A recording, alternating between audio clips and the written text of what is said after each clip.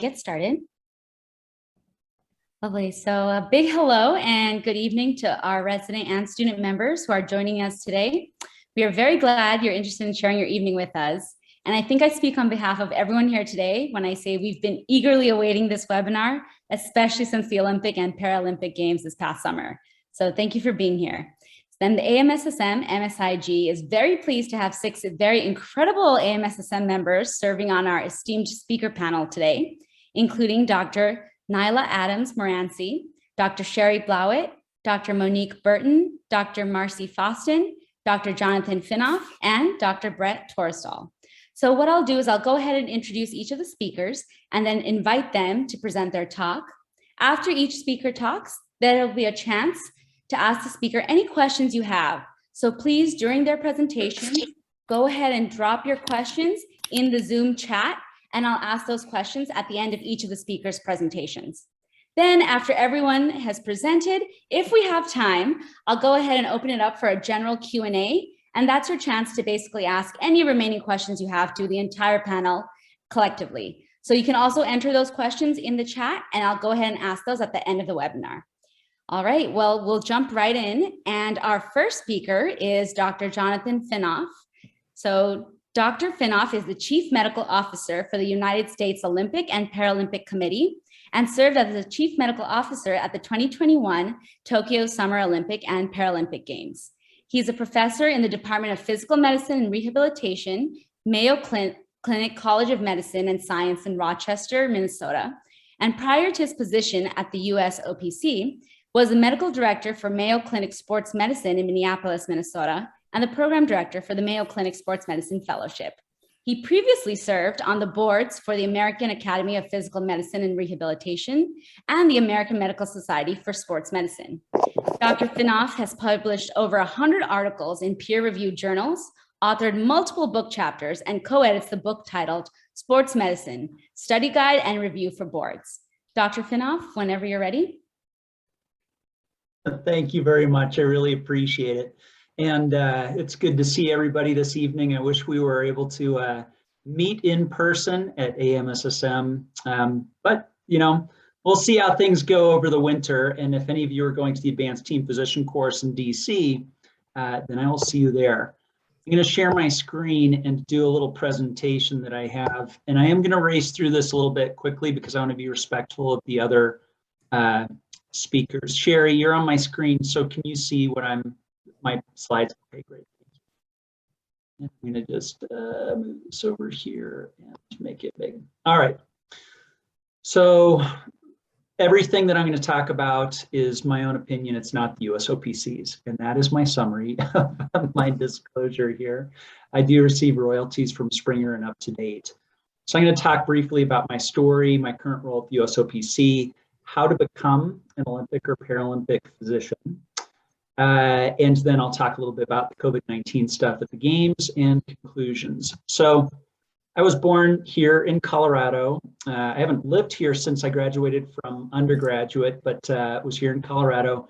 And I did not care about school. All I cared about was sports. And my 2 sports were bike racing and ski racing. And I was a better mountain biker than a road biker. And so that was eventually what I did. And I aspired to be a professional athlete, eventually potentially go to the Olympics, and then get a business degree, retire, and work in the bike industry. So I made it to, I was a professional athlete and raced in the World Cups and World Championships. And everything was going as I had planned.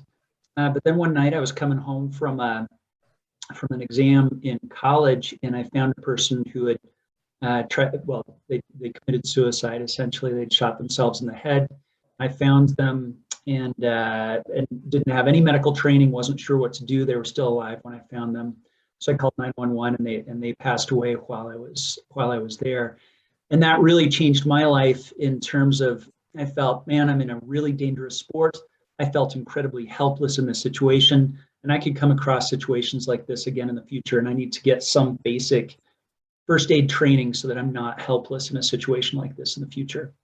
So took an EMT course, loved it, realized this is way better than bike racing, and so totally changed everything. And so I really redirected and changed my major, went pre-med, went to med school, did my residency at U of U in physical medicine and rehabilitation, then my sports fellowship at Mayo Clinic. After my first year in practice, I ended up being the head team physician for a D1 university. The Olympic Games and Paralympic Games came to Salt Lake in 2002. And so I worked at both of those games, and that was my introduction to the Olympic movement and Paralympic movement. I subsequently started working with the US Ski and Snowboard Association and did that for 20 years, eventually working my way up to being the head team physician, worked at multiple Olympic Games, and then became chief medical officer of the USOPC. So that is my background as far as how my career progressed. So what are my current responsibilities as chief medical officer? Well, I lead, evolve, and set vision and strategic direction of the USOPC's world-class medical strategy and initiatives. That's what they have written on my job titles. That's what I'm supposed to be doing. I do direct the Olympic and Paralympic training center sports medicine clinics, and there are 3.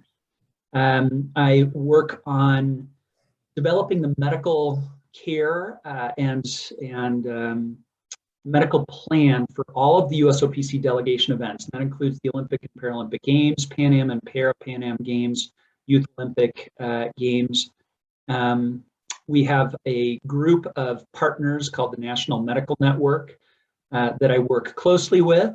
And then we, in sports medicine, have elite athlete health insurance, and we're self-insured, and so I help administer that program. We have a very robust mental health program that's developed over the last year and a half, and then directs their sports medicine research. So how do you get to work in the Olympic and Paralympic movement? Well, you go to medical school and residency, and there are sort of different directions to go into the Olympic and Paralympic movement. One is through orthopedic surgery, and the other one is through peds, internal medicine, PM&R, emergency medicine, or family medicine. Then you can do a fellowship and get your board certification, and that really sets you up for success. So once you're kind of going through that, what do you need as far as background? Well, you definitely need to get sports medicine experience, and so you should be doing pre-participation physicals, covering sports events, including mass participation events, and then start to focus on the sports that you really want to cover eventually. You should also, if you want to be in a lead role, gain administrative experience. And there's a whole bunch of different things that you can do from that standpoint, whether it's being a head team physician for a large school with multiple sports, coordinating mass pre-participation physical examinations, and working at mass participation events. And then you should develop a national reputation. That really helps open up doors for you. So giving presentations, doing research, being on committees, working with national organizations like AMSSM. That's really important. And then there are 5 different pathways to become an Olympic or Paralympic physician. And that's either by working with the small businesses of sport, the national governing bodies or NGBs, like USA Track and Field, USA Gymnastics, and so on. You can work with the International Federation, and they govern the national governing bodies. You could work with the National Olympic or Paralympic Committee. You can work with the organizing committee, so the group who is putting together the Olympic Games in that particular location, or you can work with the International Olympic or Paralympic committees. And so with the NGBs, you just essentially volunteer. You make sure that you meet all of their requirements. Often you have to apply. And then you typically will be, if you're accepted, you start small and work at regional, and then eventually national, and then international events. And eventually that'll take you up towards the Olympic and Paralympic Games.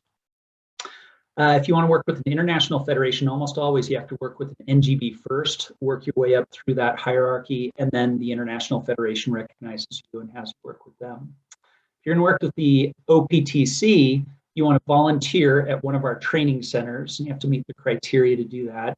And then you will gradually work your way through the different USOPC events, the ones that we are in control of, and eventually that is working your way up to the Olympic and Paralympic Games. If you want to work with the organizing committee, like the Salt Lake Organizing Committee, which was my first experience, then you should be living in that location, have your medical license in that location, lots of connections. It helps when you have language skills. If you can speak, if you're multilingual, then that makes a big difference. and then volunteer, apply for the position. And finally, with the IOC and IPC, Cheri is really the expert in this realm, and I'll let her talk to you about that. But you're going to have to work your way up in the hierarchy, really have to establish a national and international reputation, and often work on committees and so on that eventually bring you to the games with the IOC or IPC. So I'm going to start with the finish before the start. We won the Olympics and we got third in the Paralympics, but that was actually better than we anticipated. So we did really, really well. And how did we get there? Well, we had a fantastic medical team. And if you want to look at the delegation size, we had 1,600 athletes and staff going to the Olympics and nearly 600 to the Paralympics. The second highest number of medical providers for the Olympics was physicians, 37 physicians. And in the Paralympics, it was the third highest, so 6 physicians. But 148 healthcare providers going to the Olympic and 39 to the Paralympic Games. So we brought a lot of people. So now the COVID data. So first off, we had about an 85% vaccination rate for both our Olympic and Paralympic athletes. But it was a very different environment between the Olympics and Paralympic Games. If you look at the Olympic Games, or kind of leading up to the Olympic Games, the US prevalence and Japanese prevalence of COVID-19 were low. But by the time we were hitting the end of the Paralympic Games, they were really high. I mean, they were essentially 10 times higher than the beginning. So you're dealing with these changing situations. How did we do? Well, for the Olympic Games, they did 600,000 COVID-19 screening tests, majority of them being in the Olympic Village, but some of them being at the airport as well. The highest day for positive tests was August 5th for the Olympics, and that was 31 positive tests. But over the course of the Olympic Games, starting from July 1st all the way through August 8th, so kind of the prep period up through the Games, they had 430 positives. What this works out to is 0.5 cases per 100,000 people per day. So that is a way lower prevalence if you look back at this slide, where in Japan, the prevalence was 14 cases per 100,000 people. So they were really successful at keeping the population safe. In the Paralympic Games, they had 289 positives over the period of the Games, and the highest day of positives was 30. So if you look at the number of people that were isolated, so the number of people that were positive in both the Olympic and Paralympic Games, it was pretty much the same for our staff. But the number of people that were quarantined, it was 5 times higher during the Paralympic Games than the Olympic Games. And that really had to do with the prevalence. If you have a higher prevalence, then you're more likely to get exposed and therefore put into quarantine. So we had 272 days of either isolation or quarantine for our athletes and staff in the Olympics, and 440 during the Paralympics, despite the fact that the size of our staff was the delegation was a third the size in the Paralympic Games. So it really affected us. But in conclusion, Team USA had an incredibly successful Olympic and Paralympic Games. We had a multidisciplinary team with clinics in multiple different locations, but I feel like we did a good job of keeping everybody healthy and safe during the Games. The prevalence increased between the Olympic and Paralympic Games, and that was reflected in the prevalence of people who were contact traced in the Paralympic Games relative to the Olympic Games. But despite that, we were able to, I feel, have a very safe and successful Games, and it was quite the experience. I'm happy to answer any of your questions, and I'm going to turn it over to the next speaker. Thank you, Dr. Finnoff, for that very detailed presentation. We do have a question from Liang Chen. He says, thanks, Dr. Finnoff. Now, do you only work with Olympic athletes during the Olympics, one summer every 4 years? Also, is academic research / publication important in the career path of an Olympic sports physician? And do you have any advice about covering Olympic basketball games? Yeah, so I'll go through and invite anybody else to answer these questions, because there are a lot of experts here who have a lot of experience, and so I would definitely welcome their suggestions as well. So I'm going to start with the last question first, which was how do you get to be the team physician and cover the Olympics for the basketball? Team, that's one of the hardest positions. And essentially they select from their NBA team physicians. It is, so you have to work up and become a team physician, a head team physician within the NBA, and then establish yourself as one of the best team physicians within the NBA. And then they choose the team physician just like they do the coach. And they submit that to the USOPC, but we're, almost certainly going to accept the person that they submit to be the team physician for basketball. As for academic papers, I think to establish yourself as an expert in the field is very important to be academically involved. That is one of the ways, doing the research that's answering the questions, presenting that at national and international lectures, and educating people or meetings, and then educating people on the best practices. That is one of the best ways of establishing yourself as an expert. And as you're gaining that recognition, that helps open doors to you. People will say, boy, so-and-so knows X, Y, and Z about this very important problem related to our athletes. We need to get them more involved. And that opens the door and moves you into that position. For me, in my role, I'm working with athletes every day because I'm a physician at one of the training centers. So in Colorado Springs, I administer all 3 clinics that we have. And then the National Medical Network, our research program, our elite athlete health insurance. And so I'm doing all of those different things, but I do take care of athletes on a daily basis. And it's a combination of Olympic and Paralympic athletes because of my location. Great. And I actually have one more question, so I'll go ahead and ask that. What was the specialty breakdown of the 6 Paralympian docs versus the 37 Olympic docs? And is there a specialty that might be more predominant per sport? Oh my gosh, I don't have off the top of my head the breakdown. I would say that probably a third were orthopedic surgeons and the remainder were primary care, sports medicine docs, or sports medicine physicians. But I don't have off the top of my head whether they were more PM&R, family medicine, internal medicine, ER, and so on. But it was a pretty good mix. I would say that probably in the Paralympic side, there were a little bit more PM&R docs that were in that, just because they have background in that, in people with spinal cord injury and amputees and so on. But otherwise, I think about a third orthopedists and then the rest sports medicine physicians. Great. All right. Well, we'll go ahead and move along. Thank you, Dr. Finnoff. Next, we have Dr. Blauwet. Dr. Cheri Blauwet is an associate professor in physical medicine and rehabilitation at Harvard Medical School and the distinguished chair in physical medicine and rehabilitation at Brigham Health. She is an attending sports medicine physician at Mass General Brigham, where she also serves as founding director of the Kelly Adaptive Sports Research Institute. Dr. Blauwet is also a former Paralympic athlete in the sport of wheelchair racing, competing for the United States team in 3 Paralympic Games, Sydney in 2000, Athens 04, and Beijing 08, and bringing home a total of 7 Paralympic medals. She is also a 2-time winner of both the Boston and New York City marathons.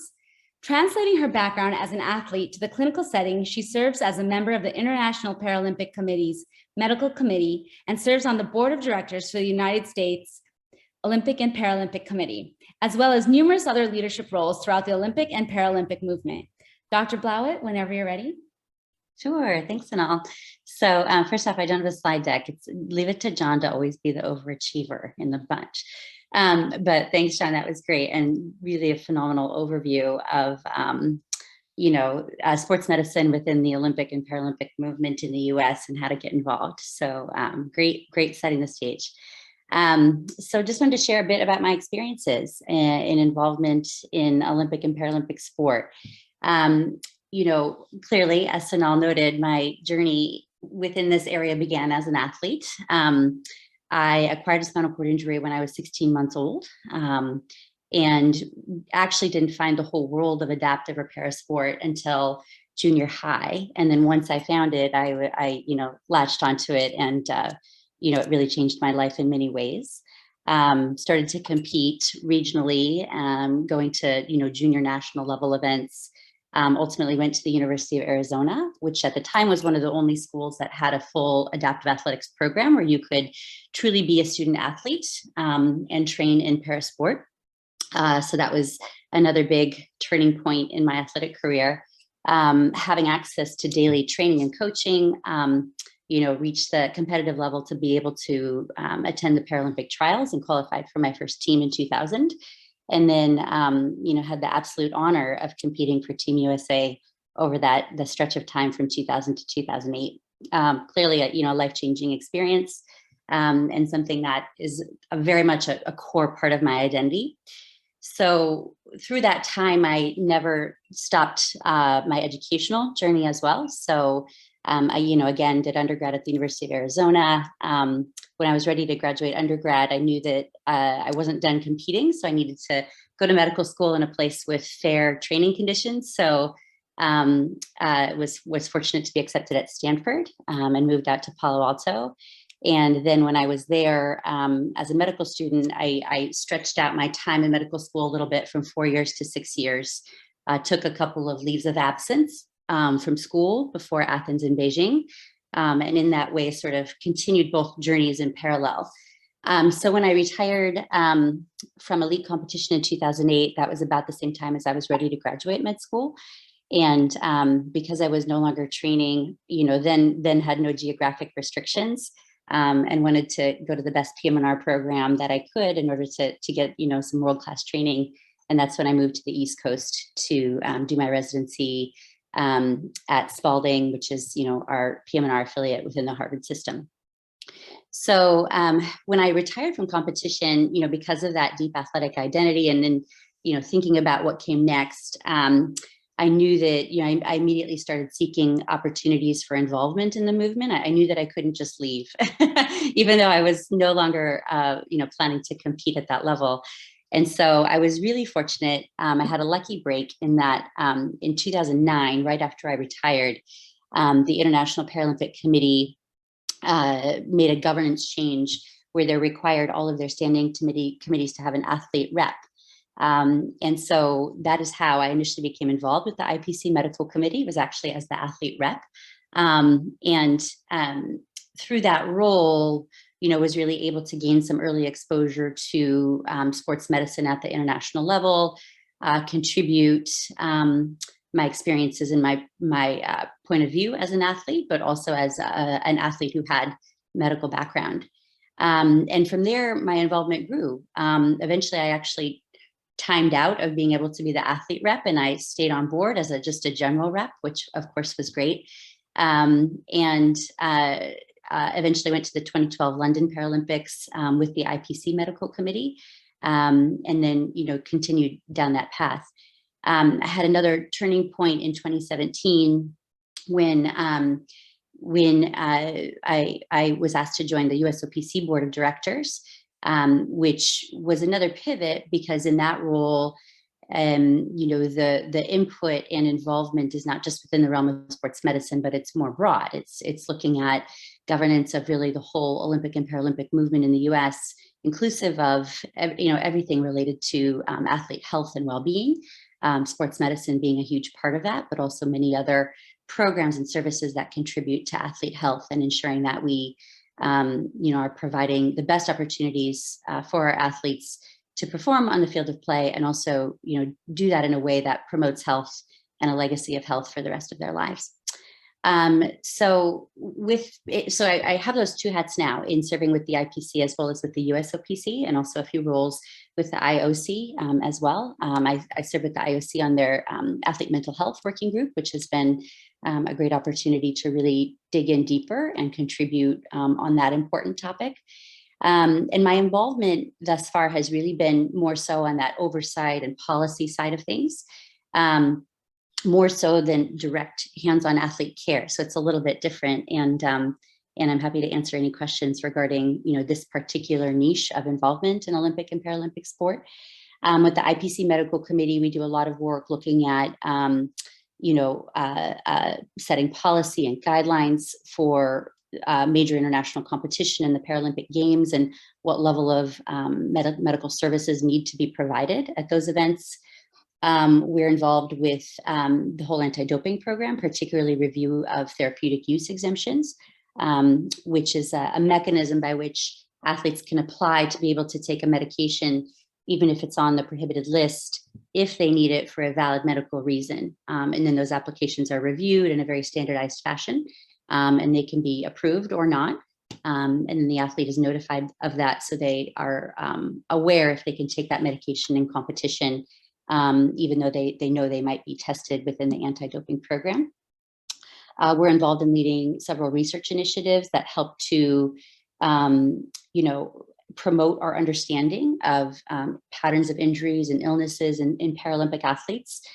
So we lead, similar to what happens at the Olympic Games, we lead an injury and illness surveillance study at the Paralympic Games, and then, work to publish and disseminate that information so that we have a good understanding of, relative risk levels of all of our sports, which can, of course, then inform how we should be thinking about prevention initiatives to ensure that that our sport is as safe as possible, and that we're ready to provide the level of care needed to Paralympic athletes at elite international competition.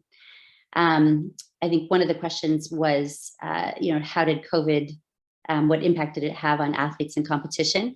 I'd say, I think that answer is fairly broad. I think that it impacted everything for athletes, related to, first and foremost, their, physical conditioning, challenges with accessing training venues, challenges with accessing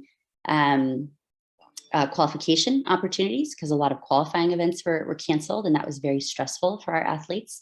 On the Paralympic side, uniquely, COVID created a lot of challenges for athletes to be able to attend the events that they needed in order to be formally classified, because an athlete needs to be classified before they're able to compete at the international level. And so, and that usually happens at major competitions. So the lack of competition was both difficult from a qualifying perspective, but also from a classification perspective. It had a significant impact on athletes regarding their mental health and overall level of stress. The stressors facing athletes were not only regarding competition, but also their families, their educational and career journeys. Financial stress was very prominent, because delaying the games for a year, meant that a lot of athletes were putting the rest of their lives on hold for a whole other year, which was a huge commitment for them to make.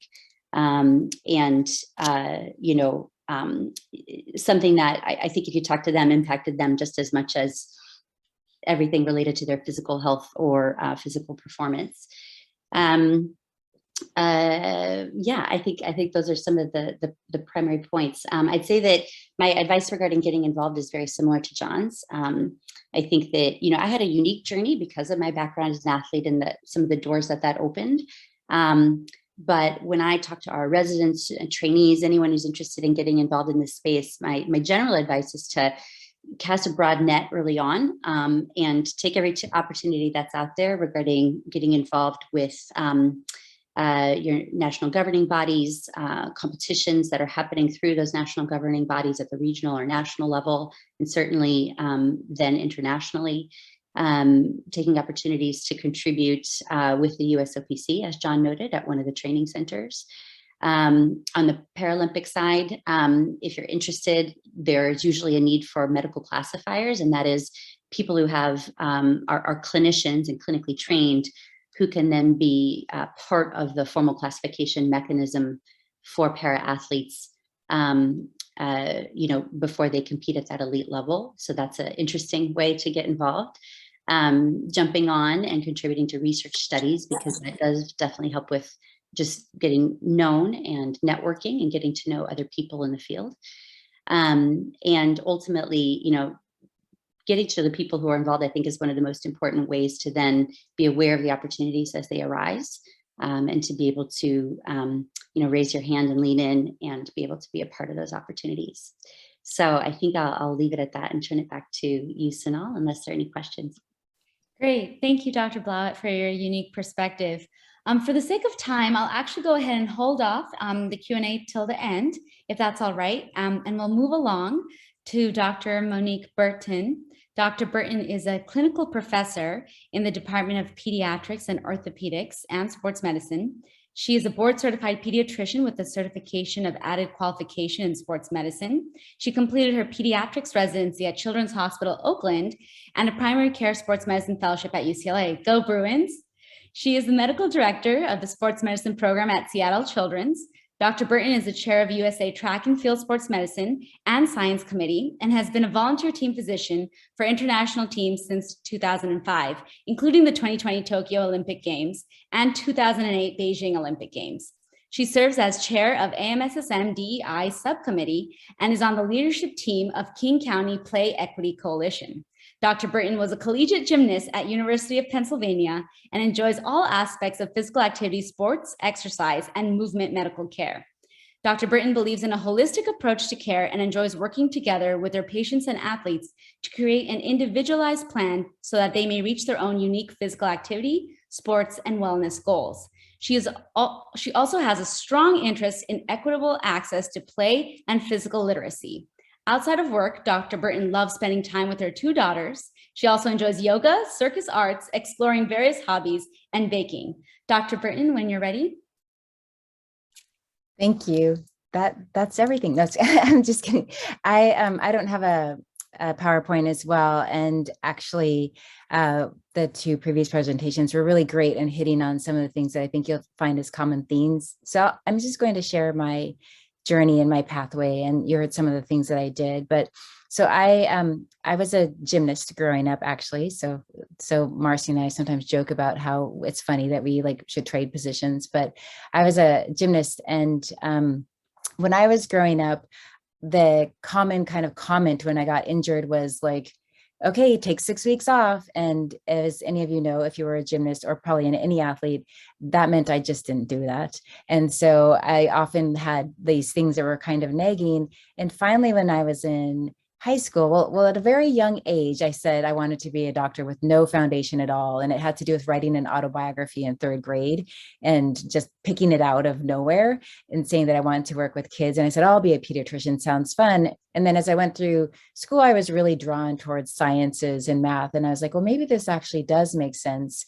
And then ultimately, when I was in high school, I got injured, and I finally met my sports medicine doctor, who happened to be a pediatrician.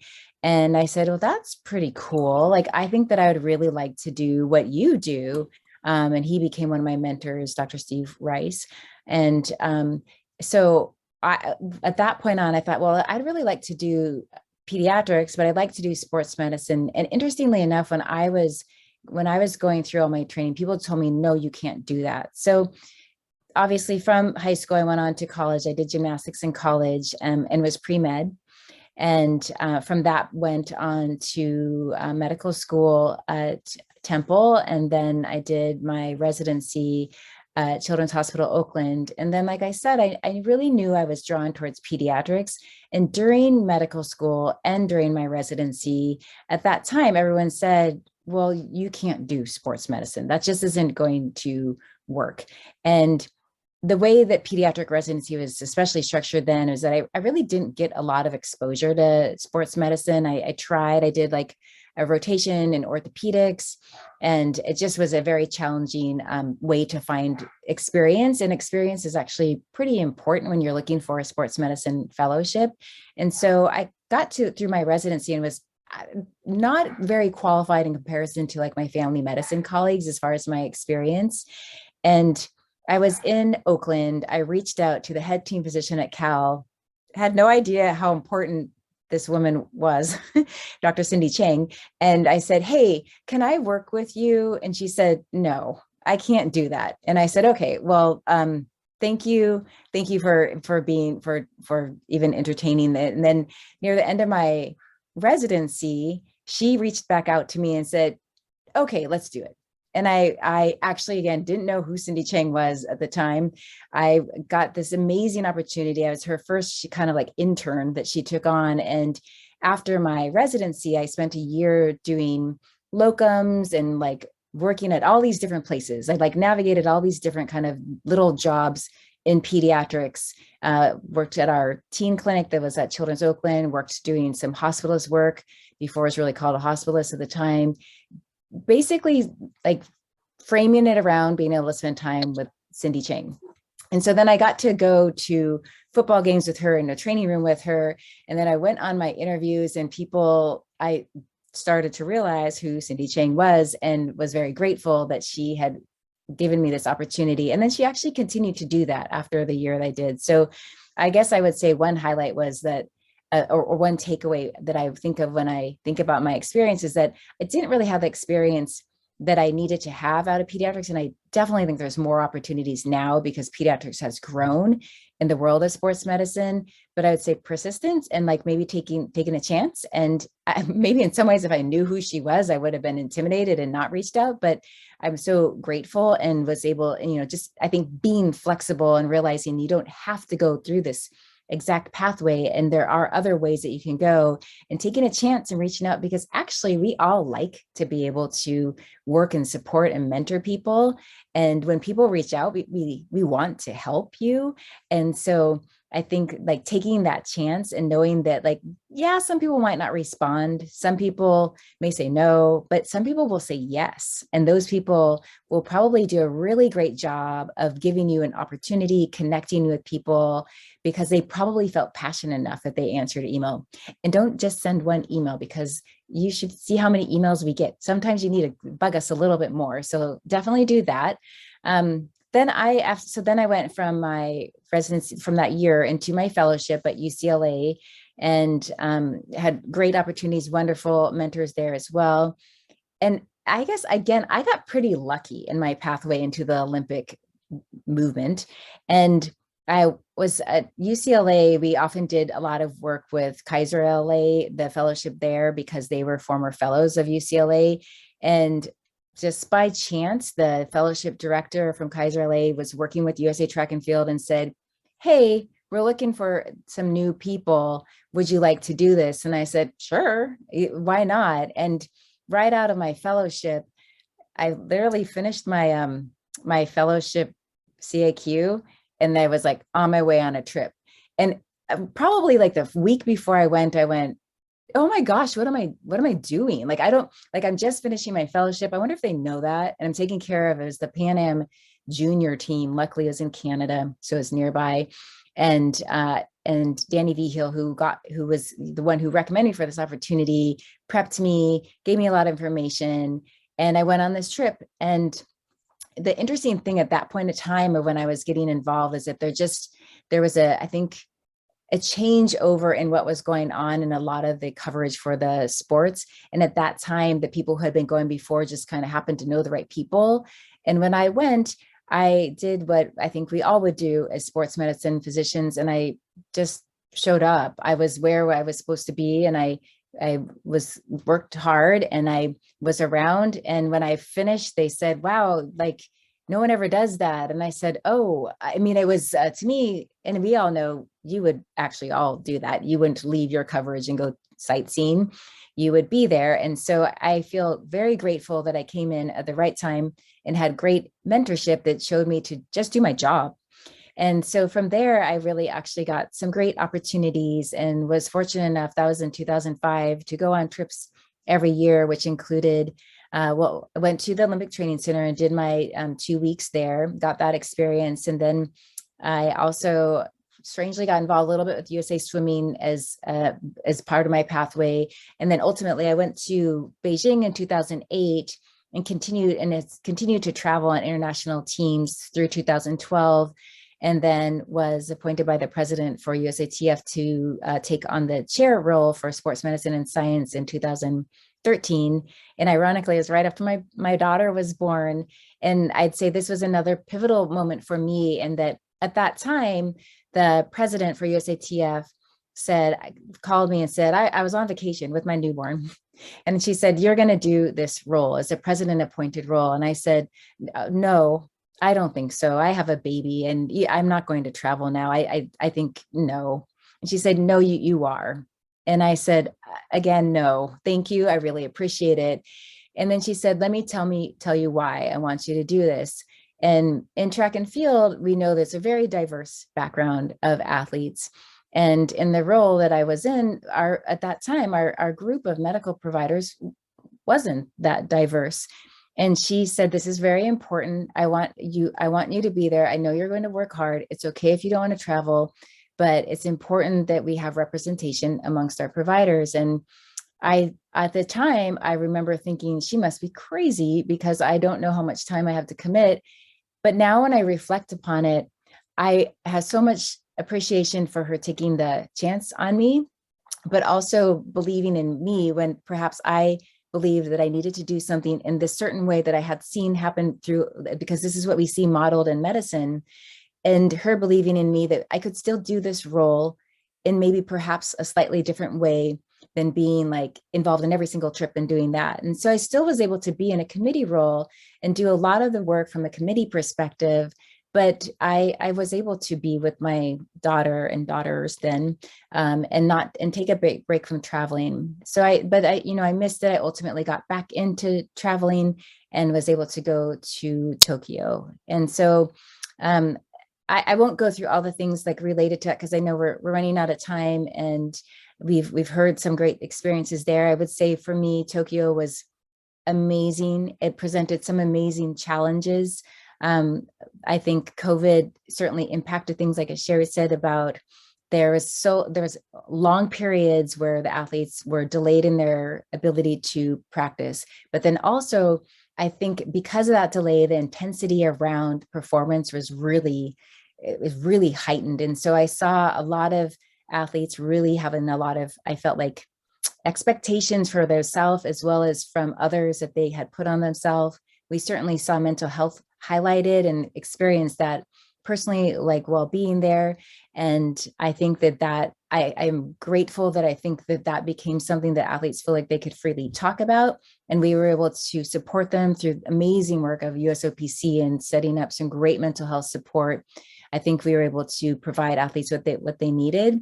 And then I guess I also would just highlight another thing that was really important to me, just that, like, all the things that were said, but some important takeaways for me is that I was able to feel incredibly supported by like people who are here.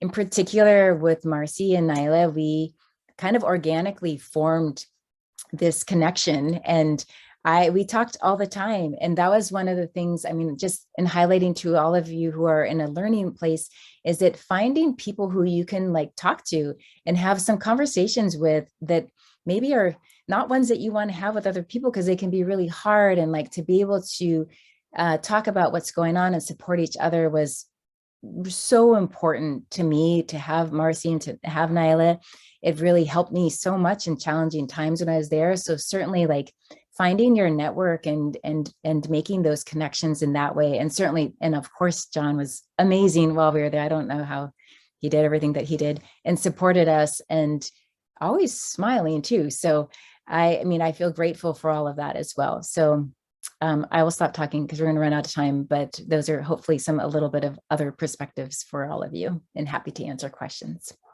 Thank you, Dr. Burton, for sharing your experience with us. We'll go ahead and hold off again on questions till the end if we have time. We'll move along now. Next, we have Dr. Nyla Adams Morancie. Dr. Adams Morancie is an Olympic team physician with her home country of Trinidad and Tobago. Dr. Adams holds Bachelor's of Science in Biology and Sports Medicine from Howard University, a Master's of Science in Nutrition from Columbia University, and her MD from Duke University School of Medicine.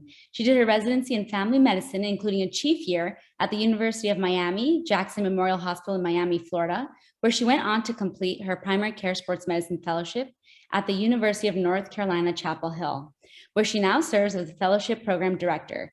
Now in her 5th year with Team TTO, Dr. Adams fulfilled her lifelong dream of being a team physician at the Olympics when she was selected to the medical team for the 2020 Summer Olympics in Tokyo, Japan.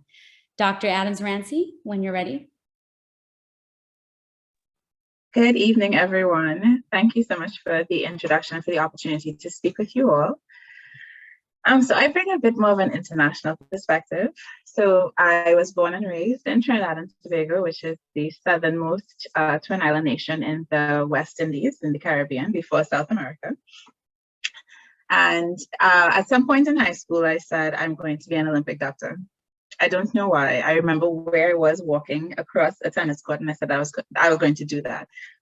Okay, so, and I think once you declare something, if you so desire, you try your very, very best to make it happen, although it may not happen in exactly the way you want it to happen. And so my route was a pretty circuitous one, so I wouldn't go into too much detail with that. But ultimately, persistence is something that was mentioned across the board. And so I started to email the Trinidad and Tobago Olympic Committee, TTOC, when I was in medical school. I said, I'm going to be a sports doctor one day. This is who I am. This is my CV. And I did that every year, all through residency. I'm in residency now. I'm going to be a sports doctor, et cetera, et cetera. I did it at the beginning of sports medicine fellowship. I said, I'm really going to be a sports doctor now, officially going to be a sports doctor.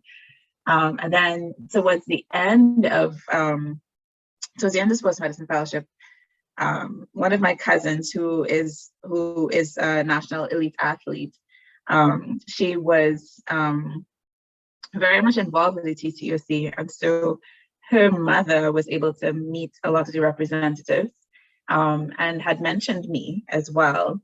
And I guess from the several thousand emails I had sent them, when I finished fellowship and I emailed again, I said, I'm actually an official sports medicine doctor now. I actually got a response this time. And they said, okay, great. So what are you doing this summer? I said, well, I'll be home. I think I was coming home next week after I did my CAQ, just like Monique. So I finished my CAQ. I went home and I went to the TTOC office, and the president, Mr. Brian Lewis, he said, are you the sports doctor? I said, yes. He said, great, call this number. So he gave me a phone number, and it was the president of the Trinidad and Tobago Cycling Federation. So it turns out that summer, Trinidad and Tobago was hosting the Junior Pan American Track Cycling Championships. So I went down to the velodrome where they were having the main events. And I met with the president of the TTCF, and he said, great, so this is where you're going to put all your medical supplies.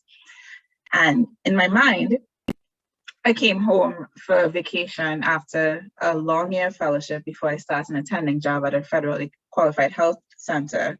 So I came home with nothing medical, everything for the beach. I live on an island, so I came home to relax. Out of my mouth said, yes, absolutely. I will put all of my medical supplies that I brought with me. Yes, I will. Yes, absolutely.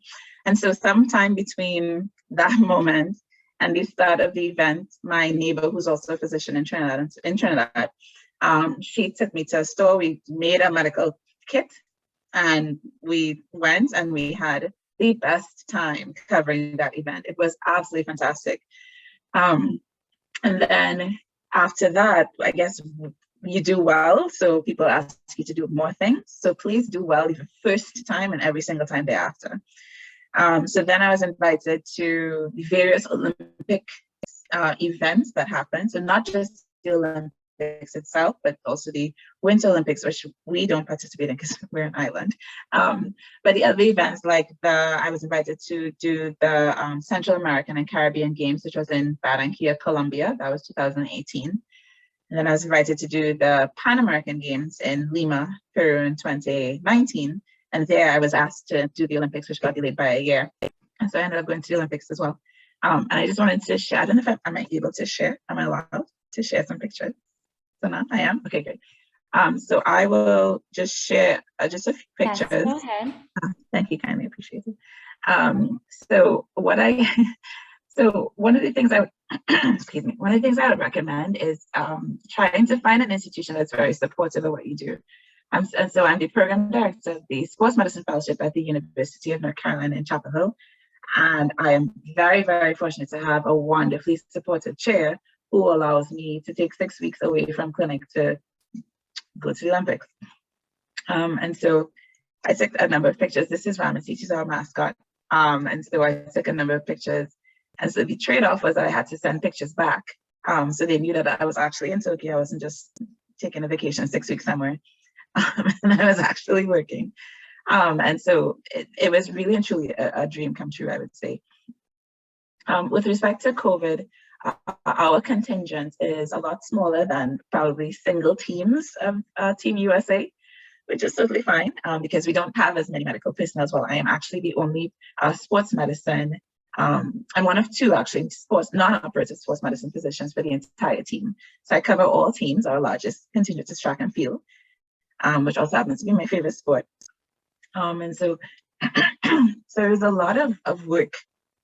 I know that people, excuse me, I know they see the trips and the gear and the uniforms and all those wonderful things, but it's 24/7 call for a number of weeks. And then Tokyo is 13 hours difference from us. And so it was a lot of work, which I enjoyed so much. It was really, really good. So this was at the closing ceremony with the Olympic flame. This was the official thing. And so this is one of my favorite pictures. Thank you. And this is one of my favorite pictures as well. It was, I used to get up at 4 a.m. every day. And the sun would already be rising. And so this is one of the pictures I took with pharmacies at the official Olympic rings in the Olympic Village. And so my role was a very general one. Because I am family medicine trained, I was able to not just care for the musculoskeletal concerns of the athletes, but also anything that came up, including menstrual health, mental health, blood pressure, anything that came up at all, I felt comfortable enough to handle. And so I also, like Dr. Burton, I just had a baby. And so my son was 8 months old when I went to Tokyo. So that was very difficult as well to decide to be away from him at that time. But I get to tell him when he gets older that that's what mommy did. So, that's something that's really important for us. And how I will be using the Olympics on my time with caring for athletes and volunteering to do so is I will bring my family along with me as best as I can, however the world is that way, So I just want I'll stop sharing now. And I will just say the key points, like I mentioned, would be persistence. When you do meet people, but that is just, like every moment is almost an interview. Get very well trained, take it really seriously, and that's pretty much what I have to share. Thank you all so much. Great. Thank you, Doctor, for your very inspirational presentation. We'll go ahead and we'll move along. Next, we have Dr. Brett Toresdahl. Dr. Brett Toresdahl is an assistant attending physician at the Hospital for Special Surgery and research director for the HSS Primary Care Sports Medicine Service. He is a board certified in family medicine and has a certificate of added qualification in sports medicine. He is the team physician for a U.S. biathlon. He served as a physician at 2 Olympic Games, Rio in 2016, Olympic Games, as a sports medicine volunteer physician in the Olympic Village Polyclinic, and Pyeongchang 2018 Olympic Winter Games as a medical staff member for Team USA, supporting U.S. biathlon. Dr. Toresdahl is active in multiple areas of sports medicine research, including running injuries, bone stress injuries, cardiovascular screening in athletes, and tendinopathy. Dr. Toresdahl, whenever you're ready. Thank you for the introduction, and this has been great to hear everyone's backstory. I've gotten to know many of you over the years, but sometimes it's fun to just hear how you came into medicine, since we don't always go over that. So I'll just briefly share a little bit of my experience with working with Olympic Paralympic athletes. So I grew up in Montana. I was, like many people in sports medicine, had early exposure to medical training through injuries and various other problems that happen with sports. So I broke my legs a few times, snowboarding in the mountains, and other broken bones, mountain biking. And so that led me into a sports medicine career, but also gave me an interest in winter Olympic sports. And so being in Montana, went to the Salt Lake Olympics in 2002. Then was training in Seattle. Was able to go to Vancouver 2012, 2010. And so got to really see what the Olympic experience was like at those events. So I trained in Seattle, then moved to New York, and kind of like Monique's experience, really coming out of fellowship, I got an email from Dr. Marcy Goolsby, who's one of the attendings out in New York, and she said that the hospital at HSS had been approached by US Biathlon looking for team docs because they were going through a transition, and she thought that sounded like something I'd be interested in doing. And so Marcy and I teamed up to cover US Biathlon starting in 2014. I wasn't really familiar with biathlon, but I was excited to work with those athletes, and just with my interest in winter sports in general, it was a good fit, and have been working with them since. So this is going into our 8th season covering US Biathlon. So that started working with the folks in Lake Placid at the Olympic Training Center there, where a lot of the US Biathlon athletes are based. And then from there, I've been doing international travel, a few trips a year, or a couple of trips a year. And then from getting involved in US Biathlon, started to look for other experiences to support Team USA and the Olympics in general. So in 2016, the Hospital for Special Surgery partnered with the Rio Organizing Committee, and they needed some additional medical support in the polyclinic, which is this really unique experience where it's various specialties that are just available to any athletes or staff from every country. So a lot of the big delegations like the US have big medical staff, as John shared earlier, but not everybody travels with that kind of medical support. So there's the in-house doc, so to speak, from every organizing committee has that set up in the polyclinic. And so I was fortunate to be able to volunteer there and just really get to be exposed to elite athlete staff, folks coming in with chronic acute injuries, speaking dozens of different languages from a few dozen different countries that I got to meet over the couple of weeks there. And that also introduced me to some of the leadership, the medical leadership in the IOC. And from that, got to be a part of a group that was designing a new electronic medical record for the Pyeongchang Games, and it continued to be used. And so it's kind of, as others were saying, like if you work hard, it's gonna create more work. So it was working in the polyclinic and being really engaged and asking questions and trying to be a part of kind of fixing problems that came up, created more work. And that's kind of been a part of everybody's pathway, I would assume.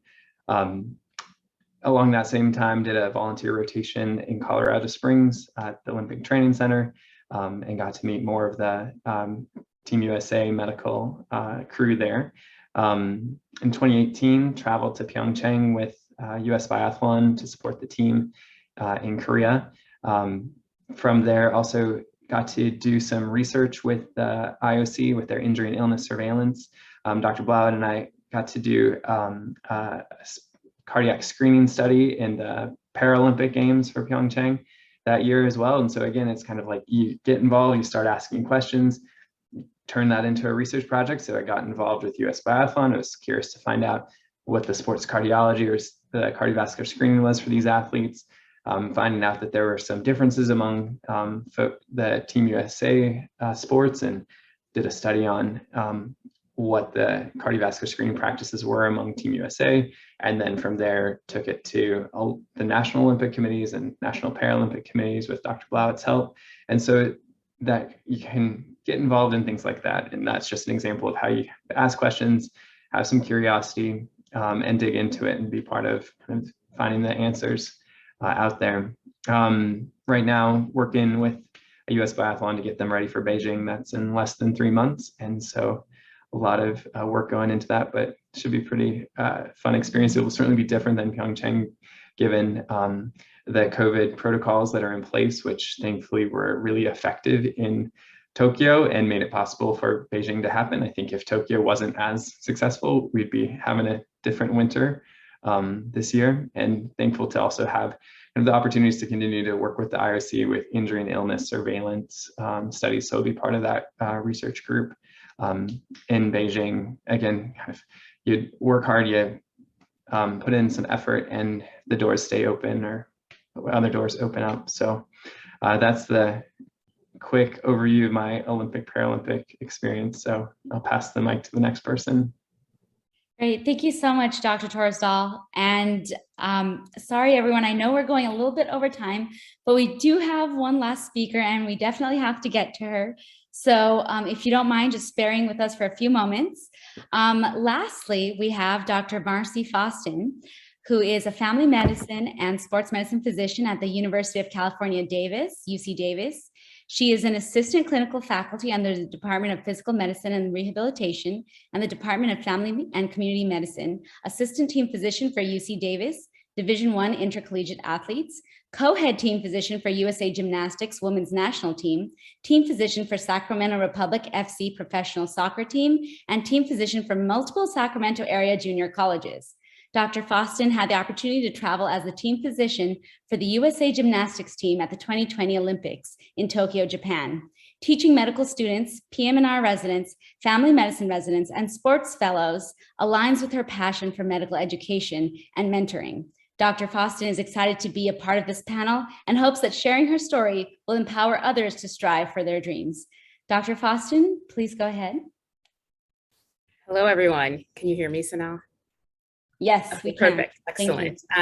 Sorry, I know we're going over, which actually worked out well. I'm actually traveling with USA Gymnastics for camp, and they qualified their Pan American team, and we had a little emergency. So I apologize if someone walks in my room here, but I'm Marcy Fosten, as Sonal said, and Sonal is amazing. Thank you for moderating.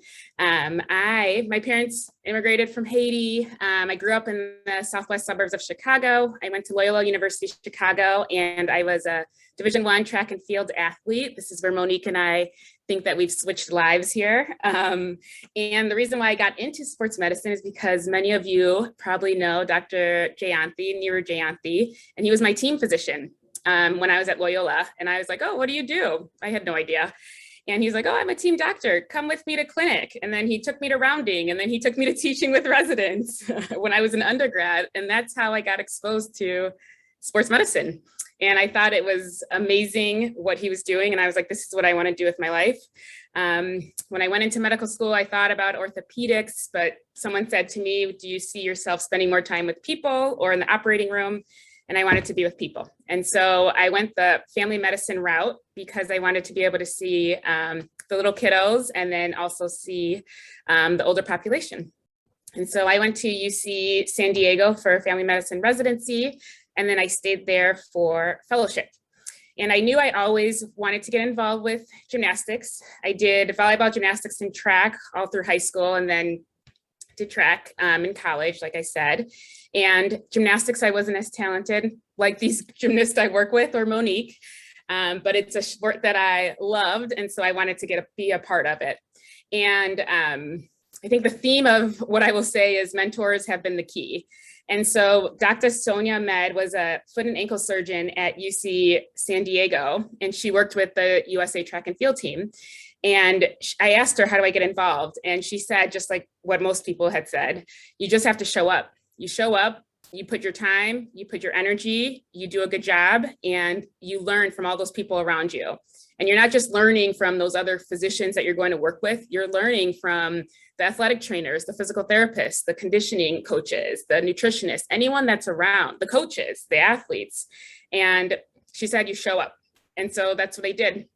And so many of you probably know Dr. David Cruz, and he is the medical director for USA Gymnastics. And he was their longtime team physician for the men's artistic team. And he himself was on the national team as a gymnast. And so when I was a fellow, I used my vacation and I went and did a rotation with him. And so I went up to his clinic and introduced myself to him, worked with him for a while. And then I started showing up to these different gymnastics events that were all over the country. And that's how I got involved with that. And so I had Dr. Alicia Green, who was the team physician at that time, and Jamie Brose was the athletic trainer. And they really helped to give me the confidence to say, you can continue to do this. And so when they had transitioned onward, they had asked myself and Dr. Ellen Casey, who many of you also know, who's amazing. And she's my partner in crime in taking care of these USA gymnasts. And she's been absolutely amazing to work with. And we laugh because we've only been in the room together, I don't know, less than 10 times over these years, but we do this incredibly intense work. and talk and FaceTime all the time. And she's become a really good friend of mine, along with David Cruz. And so, yes, so that's how I got this position and what I'm doing right now.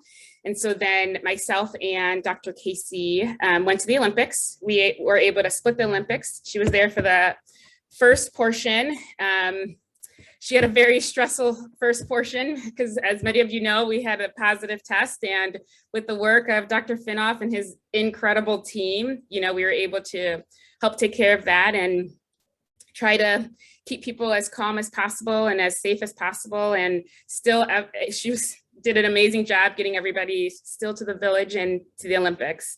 And so I had the opportunity to be there for the competitions, and it was a roller coaster is I think what I would say.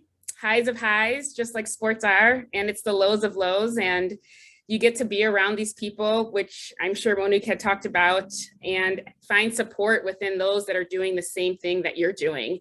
And really just understanding that we are in a position of privilege, and we're blessed to be able to be a part of these athletes' journeys and these coaches' journeys and everyone that makes up their team to get them there. And I get to be on the sideline and I get to be a part of that. And that to me fills my soul. And that is what is exciting for me. And these group of athletes that we get to work with are so grateful, and they're so kind, and they appreciate everything that you do for them. And for me, that makes it all worth it. And so I'm grateful to all my colleagues that I've gotten to learn from, and the privilege and the trust that those athletes and the organization gives us. And that's really great to be a part of. Thank you, Dr. Faustin. A huge thank you to all of the speakers in our speaker panel today. You had very insightful presentations, and they were very thorough, which is why I'm sorry we didn't have time for a Q&A, but we got a lot of great feedback, and I know you've inspired all of us here today. So thank you for sharing the evening with us. Also, a huge thank you to the resident and students who are joining us today. This webinar has been recorded, so we will go ahead and post it on the AMSSM YouTube channel and the student page of the website, so anyone can view it in the future. All right, I won't hold you any longer. Thank you again, and have a good night, everyone. Bye-bye. Thank you.